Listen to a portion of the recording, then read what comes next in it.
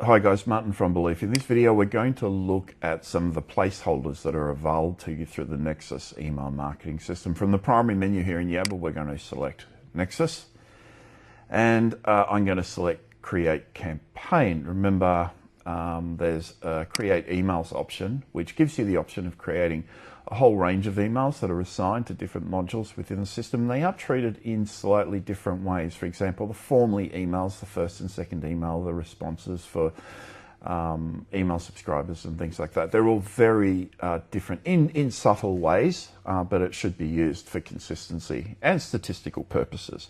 So I'm going to select the Create Campaign option. The editor in all these for all these email options here are very similar. They only differ, once again, in very subtle ways.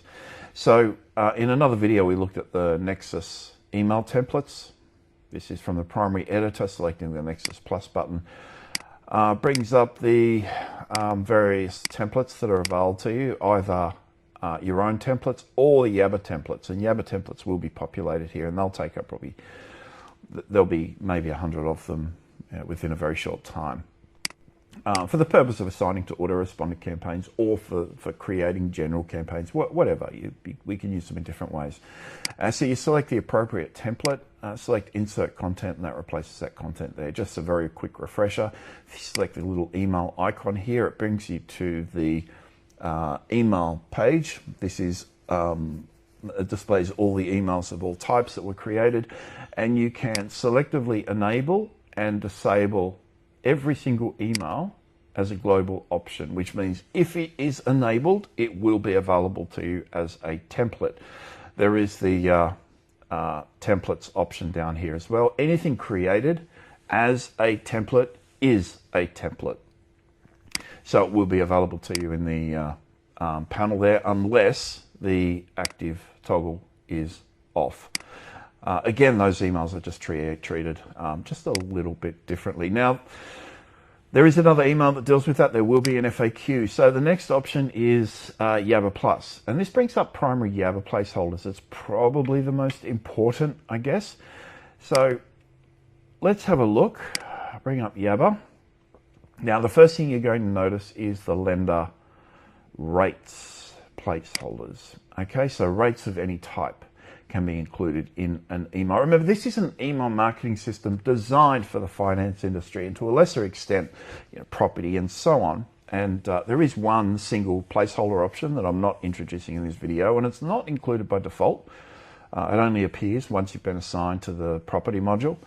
And I'll talk about that towards the end. But lowest rate and comparison rate. By the way, this should actually show an example there. It's not, because it's still caching the old values that were delivered to my browser, but that will show you how it's structured. So that first option there, lowest rate and comparison rate, will return something like 5.0%, and then in brackets 5.3% with a little asterisk, right? So it presents the entire string. So you don't have to add a percentage sign, you don't have to add the asterisks, you don't have to do anything. So lowest rate there, for example, is normally used in company with lowest comparison rate, and you can structure them in different ways. The important thing to note with these is whenever a rate is published, it will publish as a float value, so like 5.0 and a percent sign. Now the comparison rate will publish as 5.1 or whatever percent, and then a little asterisk, because whenever you publish a comparison rate, you are required by law to include the full comparison disclaimer. Excuse me. So the comparison rate there is the same as last comparison rate. You will find a little bit of, I think there's 2 or 3 duplicates throughout the entire system. Some of them are aliases. I think comparison rate is an alias for rate C and so on. It's just because they're difficult to remember. The thing is, you don't have to remember them. So you select the appropriate value, insert content, and that will insert that in the editor at the point at which you were editing. So scrolling along there, if I insert the rate there between these two squiggly things, that's the wrong placeholder menu, yabba. And I'll just insert that for the sake of the example. So that inserts there. And that will be replaced at send time. Now, you're not going to use this as part of a standard email marketing campaign, okay? You're just not, because you know the values and you know what you want to promote. However, in autoresponder campaigns, they are very compelling. They're always up to date. You do not have to update them, which is, bread and butter stuff, really. But you don't want to have to go through and edit emails if you choose to use rates within your autoresponder campaigns. And there are times, in fact, every single autoresponder campaign that relates to owner-occupied investor and refinancing should include rates in one email, because it's the single most important attribute to consumers. It's the same reason the rates on landing pages, for example, are auto-updating and things. Difficult to include them in ads because ads change. Rates change, ads change, the market changes, products change, everything changes. So any fixed resource, it's a challenge to include rates there unless you're prepared to update them appropriately. Okay, let's look at this link option here. Now that we've kept the old link. This has been here for years, this little single link option here. If I do that and click the link, this brings up the standard editor link, right? It's kind of horrible. It's always been horrible. But we've always had this one here as well. And this is the Yabba link option. This will be removed in the Nexus version of the email marketing system. When this system comes out of its current beta trials and so on, it will be removed. And our own system will replace it entirely. So the link option, if I bring up that link, you have to give this 3 or 4 seconds to populate, right? Because it populates every single article on your website. Okay, so, and it's categorized under website and post type. Okay, so it's got, this will be the FAQs here. So there's a whole bunch of FAQs. So you've got 2 options here. First of all, when you open the panel, this is empty. So I can type in any old link that I want, and alt text and title text, and that's the anchor text, and open a new window. That's kind of irrelevant for email marketing because anything is always going to open a new email window within a client. For webmail, it might be applicable, but most platforms will always open in a new window. It's default behavior. However, if we're publishing your newsletters to your website, this becomes relevant if you want to open a new window and insert content, and then that inserts the link. However, if I want to insert a link from our website, remember I've highlighted text here, so that has given me that text. Normally you'd actually highlight a word or something. So I can bring up that there, and that will bring up the appropriate fields, insert content, and that's now a fully qualified link. So when that email is created, all the tracking is provided, everything is provided there. And that's that. So what I'll do is, just to clean up this a little, I'll just insert a new template, and I'll create another link. So if I wanted to insert a bunch of links here without highlighting text, so I'm not giving the link an anchor, which means normally you'd highlight a particular word and hit this, and it would bring up we'll give it a second, and it will replace that. That's just it's called a persistent field. So that'll bring up campaign, and then you do that and insert content. I don't want to do that. What I'm going to do this time is I'm going to insert a basic link to our website. So click the link icon, and again, give it 3 or 4 seconds. It runs a fairly extensive query to pull up we should cache it, or I was thinking, because some guys have so many articles on their website, I was thinking about doing sort of only returning 20 records and then doing the scroll behavior, or an asynchronous call. So as you scroll down, it populates additional records. We'll see. There are different ways of doing this. So I'll just pull up a whatever that is and insert, and that inserts the post title with a link.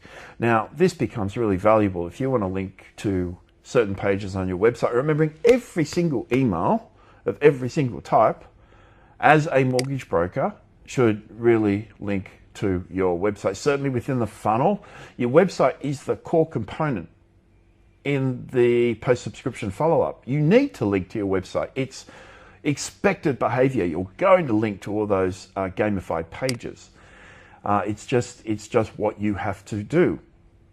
So I'm just going to insert one more link here, and I'll insert any old random link. That's to the one of the mortgage comparison pages, and there's another link. You can format this in any way that floats your boat and so on. But again, like this just, I guess, illustrates the integrated nature of the email marketing system, and it has always applied, is you don't want to copy links into your emails, right? That this system is designed for the finance industry, and it's designed for quick creation. You should be able to create an email without having to copy links and do all sorts of silly stuff, which we see people doing all the time. This is the standard method for creating a simple email. Is actually quite complex for most people. We've made it super, super simple. Now, okay, they're links. Now, we've also got a little button here for downloads. Once again, you don't want to hunt around your website in order to source download content. You don't want to copy and paste. That's where errors happen. You introduce errors when you introduce complexity or multiple steps of anything. So in this case, we want to insert a download. I have highlighted the Nexus word there within our email editor as the anchor text. I'm going to select that and insert content. That becomes a download link. Remember, that will be fully trackable. You'll be able to apply triggers to this link. You'll be able to do a whole bunch of different things, so the standard sort of download mechanism applies. Now, again, if I just wanted to insert a standard download, just to give you a bit of an example, moving checklist blue, my titles here for some of the stuff is not suitable. You'd want to change it. So let's just pull up a random thing there, and I'll just insert the whole thing. So it inserts the title as a link. So once again, if you just want to link to something specific, you can do that. Now, the last thing I'm going to show you is just a video link. Now, once again, I guess this illustrates the what I'm about to show you illustrates the integrated nature of the system, not just Yabba, but the email marketing system, but your broad marketing strategy in general. From an email marketing system, you don't want to copy and paste. It really kind of irritates me when I see people jumping through these unnecessary steps. So you can just create a standard link here, right? That it doesn't have to be a video link, in fact. But what this will do here is it will populate these fields with your YouTube data. Remember, the Yabba will ingest all your YouTube videos. So you've got these 4 fields up the top, and then you've got this thing down the bottom. Initially, we put in a container here with the actual video, so you could watch it, and it wasn't really necessary. In fact, the image itself wasn't really necessary. And we'll look at different things. There might be a button here to launch the video, again, another pop-up modal or a slider feature. We don't know. If you have a video, you can, you'll generally know what it is. Now, in all these cases, there's a search feature. So this applies for every single placeholder. If you want to search for something, there's a search bar which filters all the results. So if I'm looking for word mortgage, there's a ton there. If I look for the word, I just typed in funnel before, email. So that would normally include any video that relates to the email marketing system. For example, that's one I created maybe 6 or 7 hours ago. How to create and insert an email template into the email editor in Yabba. There's the video link, insert, and okay, it's tried to insert the actual email. I'll have to modify that. That's obviously an error. Don't even bother with the error there, because that'll be gone in literally 3 minutes. I messed around with this about 10 minutes before I started creating this video. So again, just select the video and click insert if you want to insert the email. And the reason we messed with that, by the way, I should tell you, is we looked at how to include the what do you call it, the thumbnail image that you see within the editor. We looked at a couple of options, and one of them was, yes, we can create a link, but the other thing we can do is pop in a have an option, so another button here. So instead of saying insert content, it says insert thumbnail, and that would insert this image into your editor. This image, by the way, the reason I didn't keep it is because a lot of images are created, a lot of thumbnails are created like this. So I will reintroduce it, but what I'll do is I'll go back through and just create a feature that forces a 16:9, or at least a format that snips the top bars off the top and bottom, the same way it's applied onto your website, which is default behavior. So we'll apply that within Yabba, and once that's done, that'll just allow you to insert an image that is linked to a video.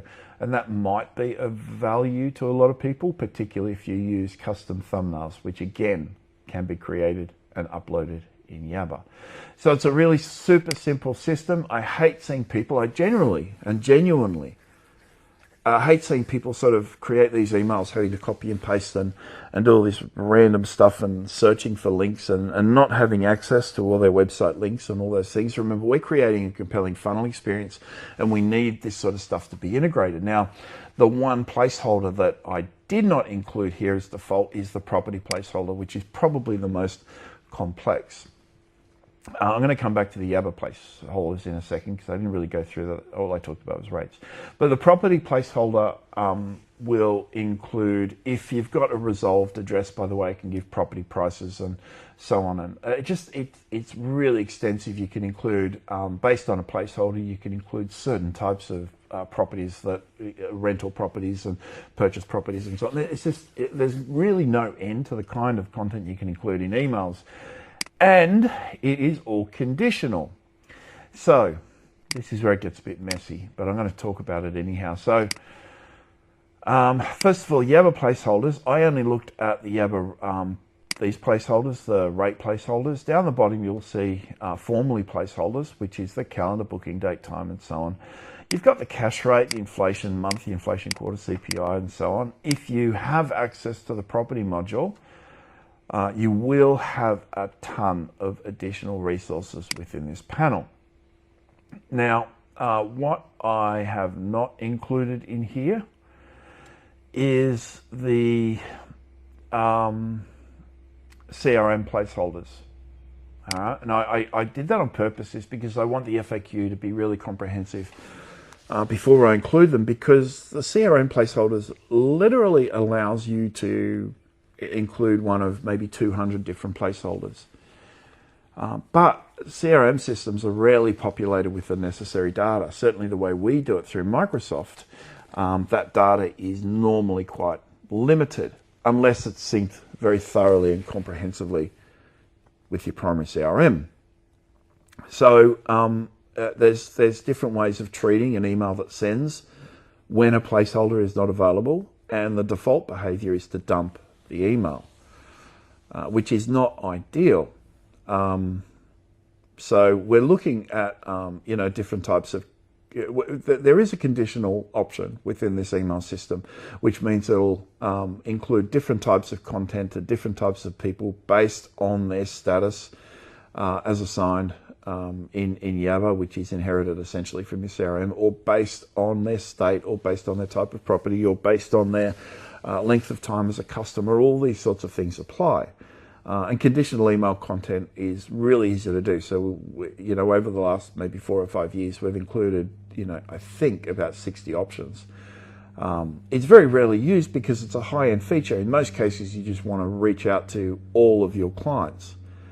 But just like a web page, just like a website, just like the funnel experience itself, we are leaning on relevance in order to generate the necessary interest to create a compelling experience, and it creates a more persuasive experience.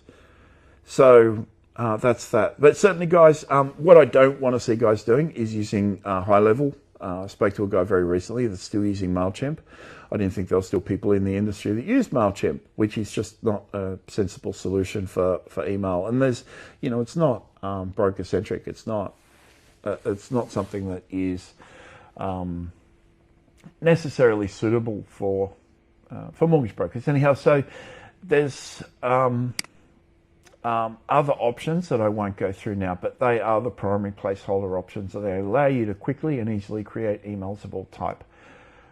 Designed, again, primarily for the finance industry, mortgage brokers, and it's designed to allow you to create really compelling and amazing and engaging experiences within the funnel. Your emails will convert in higher numbers because you're including relevant information, a lot of the time simply because you have access to it.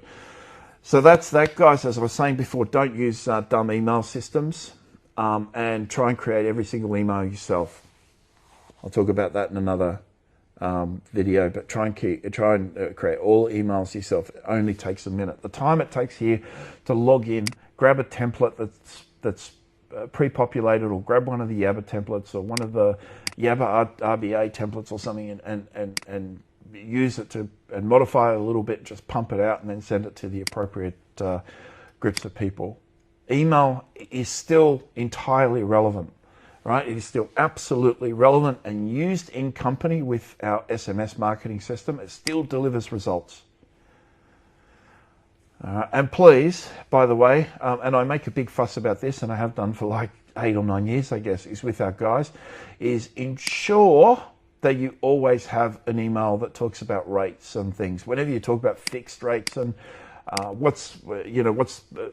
if you introduce an email, I'm going on a bit here, but I kind of need to. If you introduce an email that talks about fixed rates and variable rates and things like that, or split rates and so on, you need to include rates.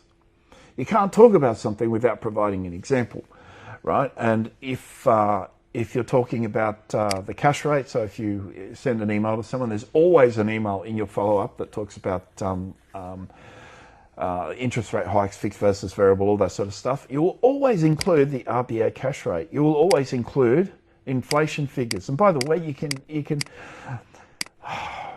it's going off on a tangent, but you can actually include the inflation rate with after cash rates and underscore, and then the month and year in any format, 202601, for example, and it will introduce the cash rate for that particular month. So you can kind of do all sorts of different things in order to create a story within the email context if you want to, but it becomes complicated, and that's why those placeholders aren't there. But they will be discussed in the FAQ. So if you decide to advance your email as your marketing material, certainly that option is available to you. So that's that, guys. Use this stuff sensibly. And give me a call if you need help. 0400 777 300. The number again, 0400 777 300. Thanks, guys. Bye-bye.